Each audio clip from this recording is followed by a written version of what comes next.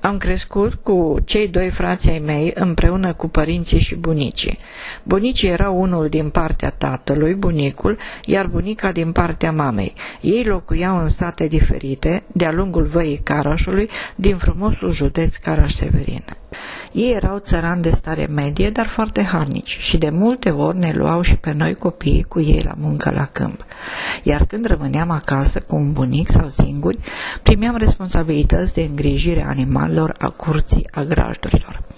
Seara, când se întorceau părinții de la câmp, noi copiii le arătam ce am lucrat și dacă nu era totul în ordine, pentru că vara mai mergeam pe râu și de acolo după fructe prin grădini cu alți copii, știam că vor afla de la bătrânii din vecini, care aveau sarcina să vegheze asupra noastră. Eram mai tentați de caisele și perle de la o bunică, fără copii, care era foarte zgârcită și mereu ne păra la părinți. Cel mai frumos era când tata ne împăca fără știrea vecinilor și apoi zicea frumos: voi trebuie să nu mă faceți de rușine. Acest lucru s-a imprimat în inima și mintea mea pentru tot restul vieții și l-am transmis și copiilor mei. De multe ori seara, mai ales iarna, când se făcea clacă cu boabe fierte de porumb cu zahăr, bunicul ne spunea povești frumoase din Biblie și întâmplări adevărate din viața de prizonierat. A trecut prin primul război mondial și a rămas 6 ani prizonier în Rusia. Bunicul știa mai multe limbi și mai multe meserii. Era un om foarte apreciat în comunitate.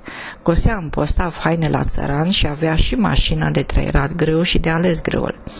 Mulți oameni veneau la noi acasă, dar bunicul nu s-a certat niciodată. Nu se punea problema de plată. Fiecare era mulțumit. Îmi amintesc cum mergea seara de iarnă la biserică cu noi de mână și ducea câte o legătură de lemne la femeile văduve și sărace. Ne plăcea la biserică, pentru că unchiul nostru cânta la armoniu, iar mama cânta în corul bisericii. Ea avea o voce foarte frumoasă și cânta mereu acasă și la câmp imnuri religioase. Când aveau loc evenimente în comunitatea evanghelică, se organizau mese comune în sat și era multă bucurie. Bunicile serveau la masă, mamele cântau cu orchestra și copiii ne jucam în jurul lor, simțind atmosfera de armonie, ne simțeam în siguranță.